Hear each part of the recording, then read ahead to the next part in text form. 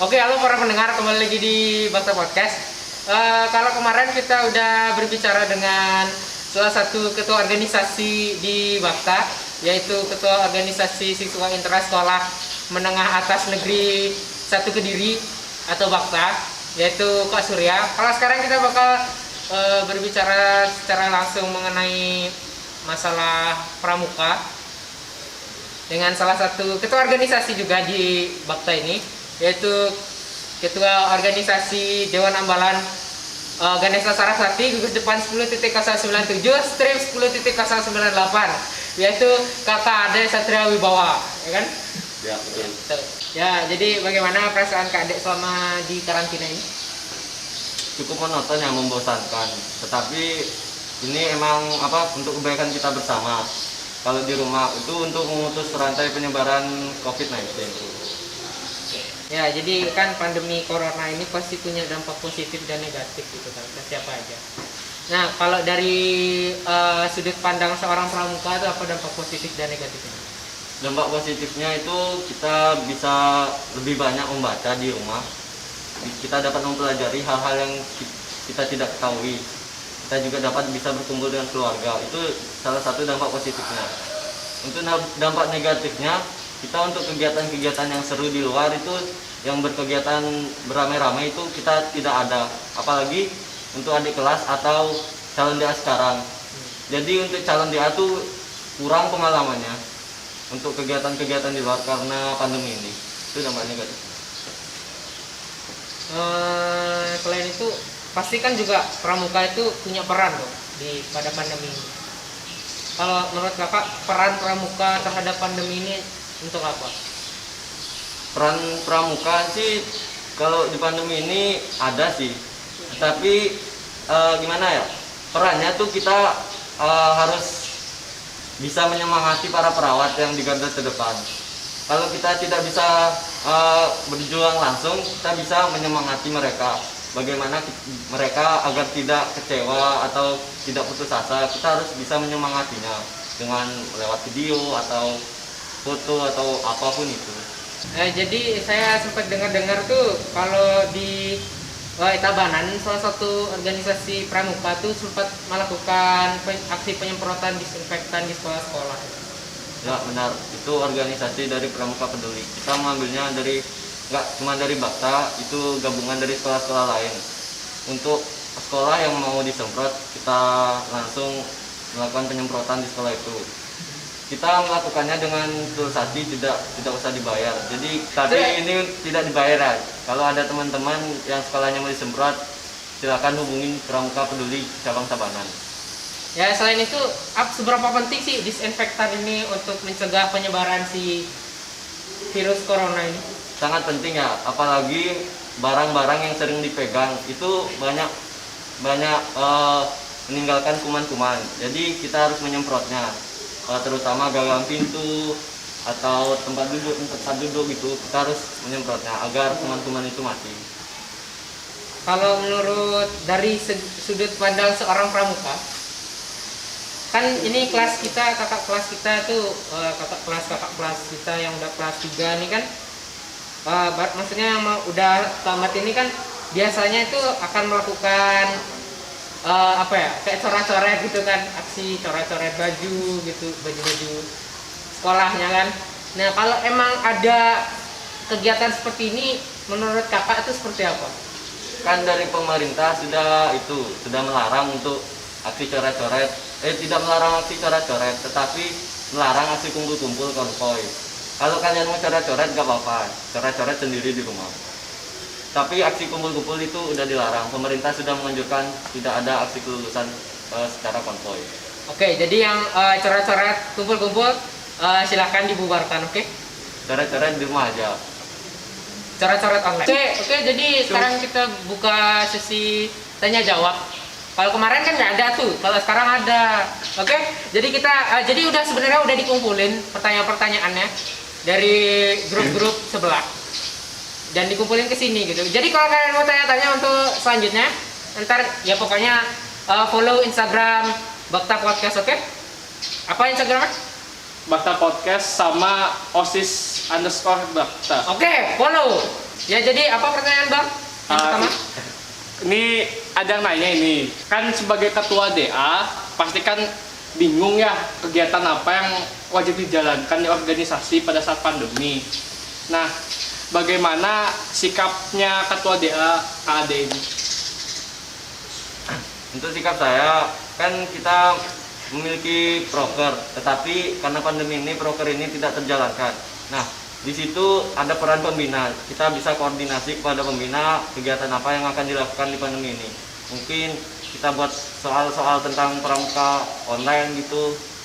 Seperti beberapa bulan yang lalu ada kegiatan Joti Special Edition. Nah, di situ merupakan kegiatan pramuka juga, tapi bersifat online. Jadi kita bisa mengerjakannya di rumah aja. Setelah itu, kedepannya apa yang akan dilakukan oleh Pramuka Bakta? Kedepannya pasti kita akan membenahi proker-proker yang tidak terjalankan bulan-bulan lalu.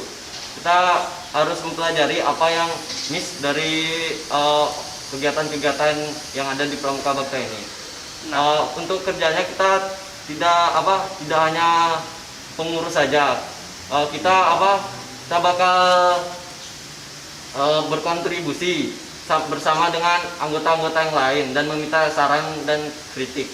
Nah, misalnya pandemi ini tidak ada, kegiatan apa yang akan dilakukan oleh Pramuka Bakta? Pandemi ini tidak ada. Ah, Nah, jika pandemi ini tidak ada, sebenarnya adik kelas akan melakukan web game di sekolah. white game di sekolah itu kita di sekitaran sekolah aja berarti ya, maksudnya? Ya, di sekitaran sekolah. Oh. Waktu Kemah Akbar kan sudah ada web game, jadi itu web game untuk Kemah Akbar. Gini kak, masalah kemah. Kan ini masalah pandemi nih. Kalau nggak ada pandemi kan bisa kemah. Kalau udah pandemi ini kan serba online. Harusnya kemah juga bisa online dong. Menurut saya itu tidak wajar ya kalau Kemah online. Bagaimana ya? Kemah tuh diikut sertakan oleh banyak peserta, jadi tidak mungkin online. Dan banyak juga kegiatan-kegiatannya. Tapi saya tidak tahu dari masukan teman-teman apakah setuju dengan acara Kemah online gitu. Tapi menurut saya itu kurang efektif untuk Kemah online. Oke. Ada lagi? Pertanyaan saya, apa yang dikampanyekan oleh Pramuka Bakta selama pandemi corona ini? Kampanyenya seperti beberapa hari yang lalu ada organisasi di Bakta melakukan acara lomba tentang COVID ini. Soal kampanye COVID-19 itu yang Ya, namanya Bakta betul. Competition itu kan? Ya. Nah, biasanya saya lihat di sosial media tuh banyak ucapan-ucapan seperti ucapan terima kasih. Itu ada dari Pramuka dan ada organisasi lain. Apakah Pramuka Bakta juga ada niatan buat itu? Pramuka Bakta pasti akan membuat itu, tetapi kita menunggu dari teman-teman lain. Pasti segera akan di-upload videonya. Sudah dilaksanakan. Nah, apakah ada media sosialnya atau ID atau nama? Untuk media sosial bisa kalian follow Pramuka Bakta _ Kan Bakta ini kan emang udah menjadi salah satu sekolah paling diminati di Kabupaten Tabanan Bali ini. Nah, pasti yang mereka juga bakal melihat atau netizen bakal melihat apa yang dilakukan oleh salah satu sekolah yang diminati di Tabanan ini. Nah, gimana sih kita sebagai siswa yang mempunyai keaktifan dan produktivitas untuk mencari simpatisan bagi para netizen agar mendukung kita dalam mengkampanyekan social distancing pada saat masa pandemi ini? Untuk itu, untuk para teman-teman semua, jangan langsung mengambil keputusan atau apa nih nggak guna, nggak peduli bu, nggak jelas nih kegiatannya. Kalian tidak boleh mengambil kesimpulan langsung seperti itu.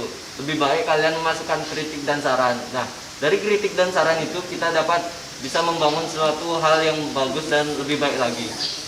Mungkin ada dari saudara Bayu. Kakak Bayu. Bayu kan sebagai penanya untuk podcast kali ini. Selain itu, di sisi lain, Bayu itu sebagai siswa. Apa sih yang Bayu rasakan dengan adanya kampanye menanggulangi COVID-19 yang dilakukan oleh siswa-siswa Bakta? Apa sih sisi positifnya dan apa sih sisi negatifnya? Ya, jadi yang saya tahu kampanye di Bakta ini tentang menanggulangi menanggulangi wabah penyebaran coronavirus disease 2019 ini itu udah dilakukan seperti membuat lomba, yaitu Bakta Video Competition ya 2020. Asik. Keren ya bahasanya. Iya, keren dong. Ya, jadi untuk sisi positifnya kita bisa nambah pengalaman dalam membuat video, terus teknik editing ya kan, teknik editing, lighting, terus sounding, ya pokoknya tentang masalah video lah ya. Setelah itu pasti juga semua itu di dunia ini pasti punya dampak positif dan dampak negatif. Nah, dampak negatifnya itu menurut saya yang pasti ya percuma buat lomba kalau nggak ada yang ikut kan. Ya itu dampak negatifnya kayak orang berpikir apa sih buat video lomba-lomba kayak gini nggak jelas gitu kan. Kayak langsung mengambil kesimpulan gitu ya. Ya nggak ngerti gitu loh, maksudnya apa buat lomba kayak gini gitu. Mereka nggak berpikir secara kedepannya apa sih fungsinya mengikuti lomba-lomba seperti ini. Jadi kalau kalian yang belum ikut lomba silahkan ikut lomba ya, dan setor nama kalian di saya. Iya. Atau enggak di Kak Nando, atau di Kak Jos, atau di Pak saya Bagus. lagi. Enggak, di Pak Bagus juga bisa. Pak Bagus bisa kan. Habis itu untuk kalian berdua nih, Kemendikbud bilang kalau Juli kemungkinan masuk sekolah. Sedangkan COVID-19 ini masih ada. Kurvanya ini emang dia tuh terus menurun, tapi di sisi lain juga banyak yang bilang dia eksponensial. Nah, apa sih pendapat kalian kalau misalkan Juli ini masuk dengan masalah COVID yang masih ada? Menurut saya untuk Juli ini akan disegerakan masuk kurang efektif. Mengapa? Karena pandemi ini belum benar-benar usai. Tetapi sekolah langsung untuk mengambil karena pandemi ini belum benar-benar usai, dan kalau sekolah itu pasti ada kumpul-kumpulnya. Tetapi jika emang benar sekolah bulan Juli, kita harus mentaati protokol kesehatan, yaitu memakai masker, jaga jarak, dan tidak kumpul-kumpul. Dan itu jika murid-murid dapat menaati protokol kesehatan seperti itu.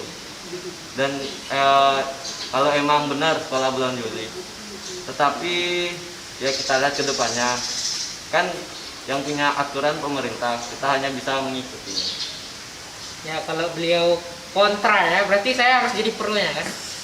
Ya kan? Iya, betul. Ya jadi kalau menurut saya berarti kalau saya harus pro, berarti saya harus mendukung ketentuan pemerintah kan? Berarti kalau bulan Juli masuk, ya saya harus masuk. Habis itu kan emang harus masuk nih bagi Kak Bayu nih. Kak Bayu, apakah nggak ngelihat sisi negatifnya masa pandemi ini masih ada? Bagaimana kalau misalkan di sekolah misalkan masuk siswa-siswanya itu kena infeksi COVID-19? Menurut saya gini. Jadi gini, menurut saya kalau memang ada infeksi, tiba-tiba kita masuk infeksi nih, kena infeksi satu sekolah, yang salah siapa? Kamu. Secara tidak langsung Anda menyalahkan pemerintah. Enggak. Ya siapa yang salah ya kan? Nah. Ya kita nggak bisa menyalahkan. Pemerintah itu pikirannya itu panjang. Oke? Pemerintah itu misalkan kalau kita berpikir untuk besok, pemerintah itu berpikir untuk lusa dan lusanya lagi. Asik, mantap. Jadi pemerintah itu bakal berpikir untuk apa melakukan hal-hal seperti itu kalau malah membuat COVID ini tambah naik gitu, persentase positif coronanya. Ya jadi menurut saya mungkin tentang Juli masuk ini bisa dipertimbangkan ya 50-50 lah. Kasihan Dimas yang ngedit ya, bingung dia. Malah bisa rekam. Nih bagi kakak-kakak yang ada di depan nih, apa sih bagi kak adek nih, bagi kak adek. Ini kan pertanyaan terakhir nih. Oke. Apa sih pesan-pesan yang akan disampaikan untuk sekolah dan sekolah lainnya yang ada di Indonesia selama masa pandemi ini? Apa? Buat Kak Adek nih, apa sih pesan yang akan disampaikan dari Kak Adek untuk sekolah ini dan sekolah lainnya yang ada di Indonesia? Pesannya ya untuk sekolah-sekolah di Indonesia, apabila ada organisasi atau apapun itu yang melakukan penyemprotan secara ikhlas, tulus, lebih baik sekolah-sekolah itu harus memanggilnya. Kenapa? Itu merupakan bisa menjadi dampak positif untuk menanggulangi COVID-19 ini, karena dengan melakukan penyemprotan itu kita dapat mematikan virus-virus yang ada di sekolah. Dan pesan yang selanjutnya, sekolah akan masuk dalam bulan-bulan dekat ini lebih baik mengikuti protokol kesehatan dan jangan membangkang. Oke, jadi karena otak saya sudah kopong, mungkin dari kru ada yang ingin ditanyakan. Oke, untuk saya ada ingin menyampaikan sedikit pertanyaan ya. Jadi perkenalkan, nama saya Kadek Jasra Stai Suara dari kru tim Bakta Podcast. Jadi untuk pertanyaan untuk Adek selaku ketua DA, untuk menggantikan kegiatan-kegiatan yang dilakukan pada awalnya kumpul-kumpul, jadi kan sekarang di rumah aja. Jadi untuk menggantikan kegiatan tersebut, apa yang DA lakukan untuk menanggulangi hal tersebut? Untuk menanggulangi hal tersebut, kita pasti berkoordinasi dengan pembina ya, apa yang harus dilakukan. Tetapi belakangan ini juga sudah buat seperti soal tentang pramukaan untuk calon DA atau untuk adik kelas. Karena itu untuk melengkapi kegiatan yang kosong ya, karena agar adik-adik tuh ada materi tentang pramukaan sedikit. Oke, terima kasih Kak Ade. Oke, baik, dari saya. Perkenalkan, nama saya Made Dewangga Andiana Kusuma dari tim kru Bakta Podcast. Setiap organisasi kan memiliki pengalaman masing-masing ya Kak? Ya. Pengalaman apa sih yang menurut Kakak paling berkesan selama mengikuti DA? Pengalaman yang paling berkesan pelantikan Bantara ya. Karena waktu itu kan ada Ika Praba yang melantik kita sama kakak-kakak DA-nya. Nah, di situ saya sama Oki sama Harta, dan saya itu paling terakhir karena saya dihukum bertiga ya, disuruh push up. Nah, waktu disuruh push up itu Ika Prabanya sambil bercerita. Jadi itu merupakan pengalaman berkesan karena waktu push up itu tangan saya sampai bergetar. Sampai tidak. Kak, ada lagi? Apa lagi ya? Mungkin yang paling berkesan waktu kemah akbar, yang salah satunya juga kemah akbar tahun lalu. Seru ya sama kakak-kakak DA. Saya tidur di bawah pohon di dekat WC juga sambil bercerita. Itu merupakan pengalaman seru juga ya, karena pasti ada cerita-cerita sama kakak-kakak DA. Oke, baik Kak, terima kasih. Jadi mungkin untuk episode kali ini sekian. Saya Bayu dan Saya Adi Satria. menutup podcast kali. Terima kasih. Untuk kalian tetap di rumah aja.